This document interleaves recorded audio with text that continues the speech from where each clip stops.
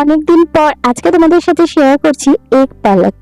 তো পালক শাকটাকে আমি একটুখানি গরম জলে একটু ভাপিয়ে নিয়েছি, তারপর সেটাকে ঠান্ডা জলে আবার একটু চুবিয়ে নিয়েছি, তাহলে কিন্তু কালারটা খুব ভালো থাকে।